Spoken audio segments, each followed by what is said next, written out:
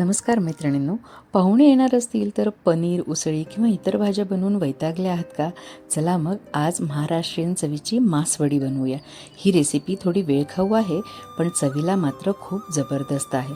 जितकी सुंदर दिसते आहे ना, तितकीच चवदार पण आहे. तुम्हाला निश्चितच आवडणार.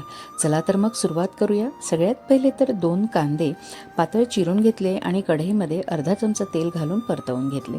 त्यानंतर 7-8 काळी मिरी, 3 ते 4 लवंगा, 2 मोठी विलायची आणि 1 दालचिनीचा तुकडा हे सुद्धा कढईमध्येच परतवून घेतलं आहे. त्यानंतर 4 चमचे किसलेलं सुकं खोबरं, अर्धा चमचा खसखस आणि 2 चमचे तीळ हे सुद्धा भाजून घेतलेलं आहे. फार जास्त भाजायचं नाहीये, सोनेरी रंगाला आलं की उतरवून घ्यायचं. आता ही झाली रस्स्याची तयारी. आता आपण कोरडे मसाला त्याची तयारी करून घेऊया. सगळ्यात अगोदर 3 चमचे सुकं खोबरं भाजायचं आहे. ह्या खोबऱ्यामध्ये आपल्याला थोडेसे तीळ आणि खसखस घालायचं आहे. हे भाजून झालं की जरा बाजूला काढून ठेवायचं आणि त्यानंतर परत त्याच कढईमध्ये आपण 1 चमचा ज्वारीचे पीठ भाजून घेणार आहोत. हे पीठ आपल्याला भाजीसाठी वापरायचं आहे घट्टपणा येण्यासाठी. हे आपलं एक सिक्रेट इन्ग्रेडियंट आहे. आता मिक्सरच्या भांड्यामध्ये किसलेलं खोबरं, तीळ आणि खसखस जे आपण भाजून घेतलं होतं ते बारीक करून घ्यायचं आणि बाजूला ठेवायचं. त्यामध्ये आपण आता थोडंसं तीळ, खसखस, मीठ, धणे पावडर, जिरे पावडर, लाल मिरची पावडर आणि घरी कुटलेला भाजलेला धणे, जिरे आणि बडीशेपचा कूट घालायचा आहे. आता या मसाल्याची पेस्ट बनवून घेऊया. ठीक आहे, हा आपला कोरडा मसाला कोथिंबीर घातल्यानंतर तयार झाला. आता जे आपण कांद्याचं भाजून घेतलेलं होतं त्यामध्ये अद्रक आणि लसूण, कोथिंबीर घालून पेस्ट तयार करून घेतली आहे. आता कढईमध्ये 1 वाटी पाणी उकळवायचं आहे आणि त्यामध्ये धने पावडर, हळद, थोडी तिखट पावडर आणि आलं, लसूण, हिरवी मिरची आणि कोथिंबीर याची पेस्ट घातलेली आहे. मीठ घातल्यानंतर छान उकळी आली की यामध्ये आपल्याला बेसन पीठ घालायचं आहे. 1 वाटी पाण्याला मी 1.25 वाटी बेसन घेतलं आहे. उकळल्यानंतर पीठ त्याच्यामध्ये घालायचं. हे हाताने घालायचं आहे. व्यवस्थित त्याच्या गुठळ्या बनणार नाही असं आपल्याला तयार करून घ्यायचं आहे. झाकण ठेवून 1 वाफ घ्यायची. हे आपलं वडीचं बाहेरचं आवरण तयार झालं आहे. आता याची वडी बनवून घेऊया.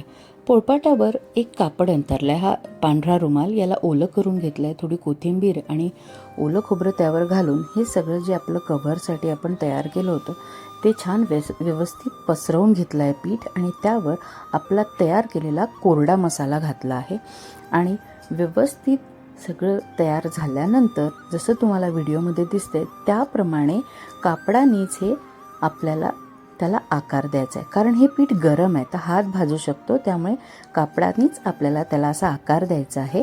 आणि ही तयार झालेली वडी एका ताटामध्ये अलगद अशी काढून घ्यायची आहे आणि त्यानंतर त्याला आवडीप्रमाणे आपल्याला कापून घ्यायचं आहे. तुम्ही बघू शकता की वड्या छान कापल्या पण जात आहेत आणि छान दिसत पण आहेत. तर ही आपली वडी अशी तयार झालेली आहे.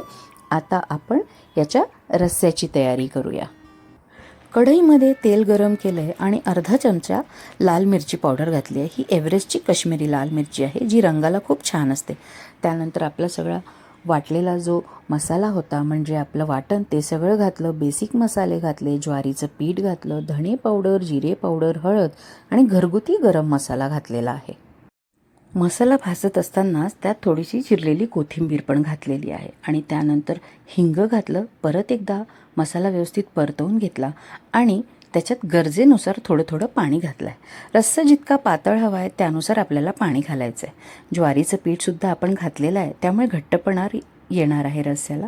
आता छान उकळी आल्यानंतर मीठ घालायचं आहे आणि मी परत एकदा ना एव्हरेस्टचा गरम मसाला घातलेला आहे ज्याने छान अजून सुगंध येतो भाजीला. बस उकळी आल्यानंतर कोथिंबीर घातली की आपली भाजी तयार आहे. मग मैत्रिणींनो, मासवडीची ही रेसिपी तुम्हाला कशी वाटली हे कमेंट करून नक्कीच सांगा आणि चॅनलला सबस्क्राईब आणि फॉलो करायला विसरू नका. धन्यवाद.